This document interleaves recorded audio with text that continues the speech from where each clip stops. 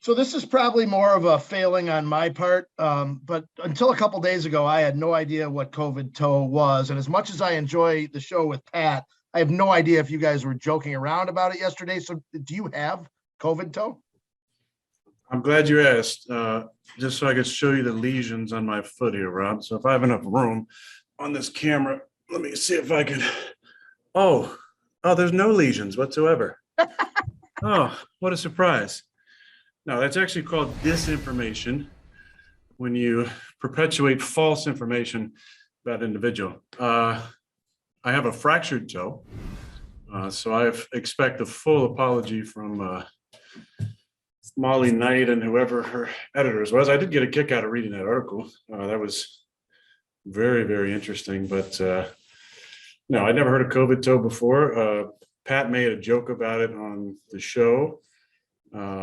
And I mentioned yesterday that it's, worse than a turf toe, and it must be a bone issue. I can't believe I have to, again, come on here and talk about my medical information. But yeah, I have a fractured toe. I've never heard of COVID toe before. I have no lesions on my feet. That's just a classic case of disinformation. It's surprising coming from what used to be a reputable journalistic institution, but that's the world we live in these days.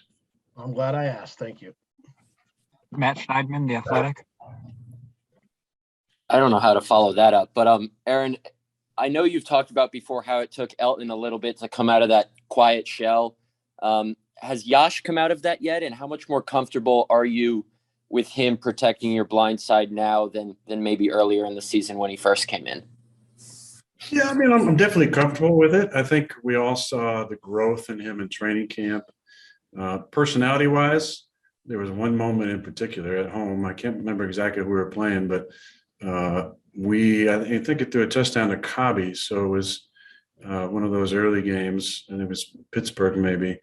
And out of nowhere, Yash comes in the frame and does the robot. Now, we never seen this personality from Yash at all. I mean, Yash is a great kid, very quiet, though, kind of goes about his business, doesn't say a whole lot, lets the other guys in the room be the funny guys. But him doing the robot, I think everybody was like, oh my gosh, like, Yash, that was amazing. Like, we need to see more of that.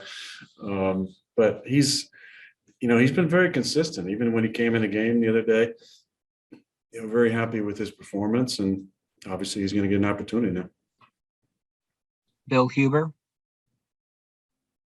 Hey, Aaron, it's been about 3 years since you guys have lost back-to-back games. Is there anything to that, or is it simply that you guys are a good football team and you rarely lose back-to-back games? Well, I'd say maybe the latter. I don't know if there's any, there's nothing specifically about certain things. Stats can be skewed to tell any type of story. I was reading, about our win-loss going into a bye over the last, 8 or 9 years or something. We have a really good record.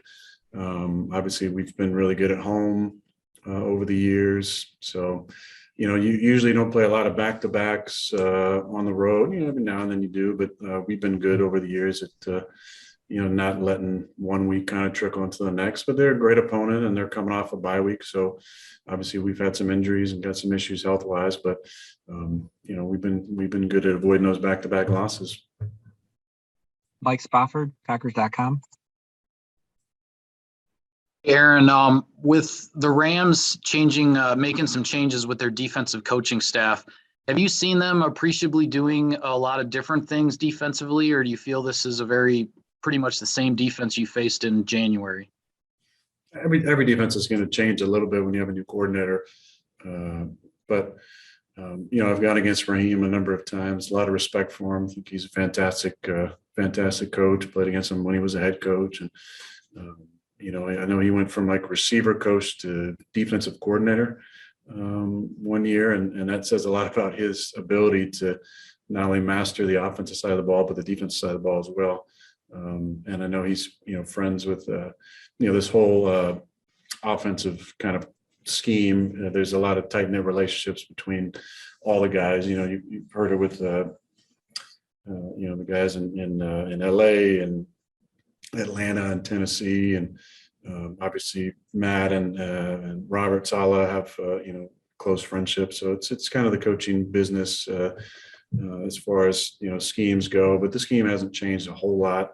They're still trying to find ways to single up Aaron Donald. They're still playing, disguising a lot, but still playing a good amount of two shell on the back end and keeping the core covered up front. Tom Silverstein. Hey, Aaron, can you hear me okay? Yeah, Tom, I got you. Okay. Do you know when you suffered the fractured toe? And then I know with turf toe, they can put like a plate in there. They do things to orthotic or whatever. Is there anything they can do for you? Is there a pain shot you can take? Is that really what it comes down to, is handling the pain? Yeah, it comes down to managing the pain. The injury I suffered when I was in quarantine, doing my own workouts and trying to ramp up my conditioning. Didn't think it was what it was until I got to the facility on Saturday before the game and got x-rayed. When I got cleared, I came back in the facility. So it's just about pain management. There's surgical options as well that wouldn't involve missing time. So, thankfully we got a great, foot guy in town, the best in the business, who everybody sends stuff to. But I think, I'll definitely look at all options over the bye week and decide what would be best to make sure I get to the finish line. Kyle Malzahn. Aaron, you got me? Last year in the divisional round, you guys were so successful against that Rams defense, in part because of your offensive line that held up really well that game. You didn't get sacked at all, only one QB hit. I guess I'm wondering, now that you're down two core pieces on your line, how confident are you in the offensive line going up against Aaron Donald and the LA's defense?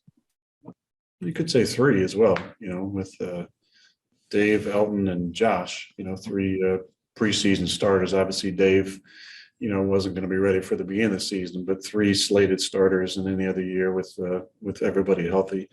I'm very confident in the guys that we got. I think they've played really good, especially the interior guys, who there maybe were some question marks about with Royce and Lucas and John. They've been very consistent. Billy, I've talked about at length, his consistency at right tackle for us.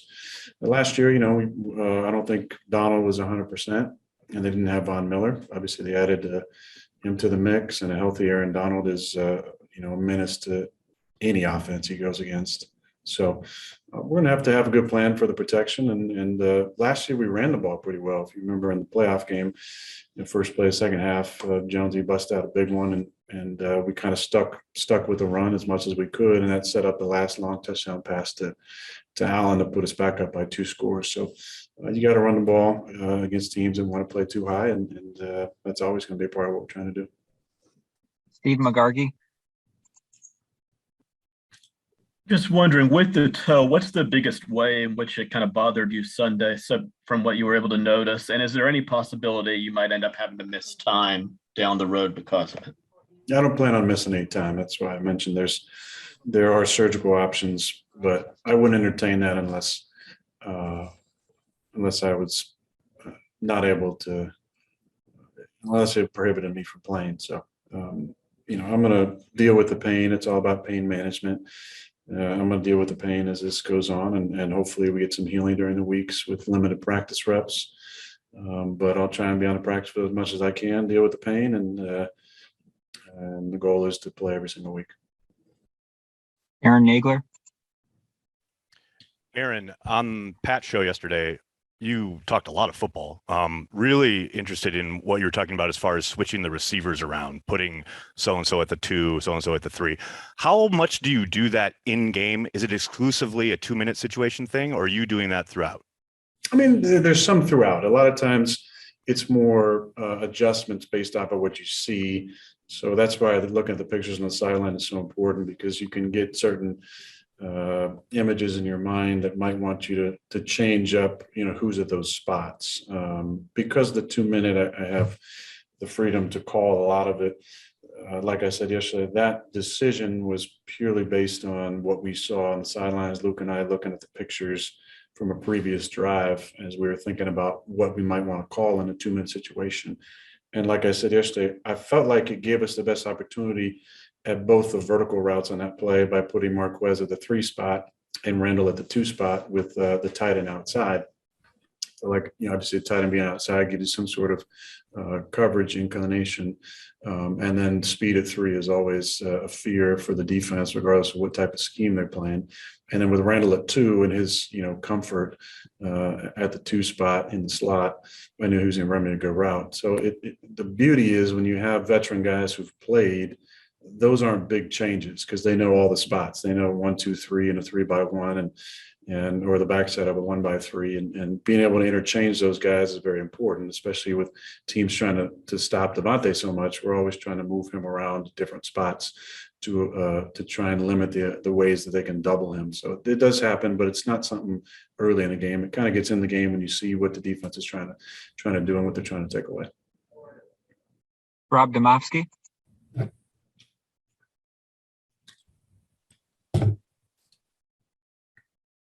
You're on mute, Rob. I am good. I did not have a follow-up. That's why I'm on mute. I'm good. Thank you. Still got your hand up, though. Eric Boyden, go ahead. Hey, Aaron, last game against Minnesota was your 200th career start. What does that mean to you, and having that longevity? What does it mean to you? Yeah, it does mean a lot to be able to still be playing and playing for a long time. That's a lot of starts. I've told you many times, talked about my mindset, as a young player. I thought 5 would be pretty amazing to play 5 and then 8 and then double digits. And after that, it's all, it's just kind of icing on the cake to be able to keep playing at a high level. Not sure I'm gonna get to 300, but 200 is pretty cool. We're going to do just a couple more for Aaron. Tom Silverstein. So Aaron, when you get to Friday, I know you guys do, just certain situations on Friday and you practice on that. Are you switching things around so that you can get a little bit of 2-minute or a little bit of red zone or a little bit of goal line, or are you just doing it like you normally do? Good question. We have adjusted a little bit on Friday. Friday is red zone usually, and we just extended a little bit of the walkthrough to have some more 1st and 2nd and 3rd down plays that I could walk through. But that's the beauty of communication throughout the week. Last week I was circling plays on the play sheet that I might want at least a walkthrough rep of once we got later in the week. But we do walkthroughs every day, and so I'm obviously taking all those. But if I'm able to practice, I'll definitely make sure that we can hit some of those 1st, 2nd, 3rd down plays on Friday when it's just a red zone. And obviously Matt and Hack are very accommodating to that. Bill Huber. Hey, Aaron, I'm not sure. Actually, I'm not asking you to comment specifically about Everson Griffin's situation, but it seems like you've got an affinity for him, and you've spoken quite eloquently about mental health issues in the past. Just what goes through your mind when you see that story? Just worried about the person for sure. Played against Everson for a long time. I enjoy competing against him. A lot of respect for him as a player. You never know exactly what's going on away from the field, especially not being on the same team. So I don't want to comment too much on it, but just a lot of love for all the different mental issues that people are dealing with. I think as we've seen the last couple of years with COVID, there's been, obviously a lot more time and sedentary and people not moving around and strains on personal life and relationships and mental health. I think it definitely gone up. So the key is, having people around you can talk to, I think, and talking to professionals. There was a stigma for a long time, definitely about therapy in general. And I'm thankful to have, a great therapist to talk to. I think we all need someone, an outlet, who can help us, whether we have, a diagnosis of mental issues or not. I think it's important that we continue the conversation and get the word out that those are normal to have conversations with professionals. And it's important that we check on our teammates all the time and our loved ones, make sure that they're, in the right headspace. So my heart goes out to Everson for sure. And I hope that he's got, some great people around him who can help him. Last one for Aaron, Stephen Watson.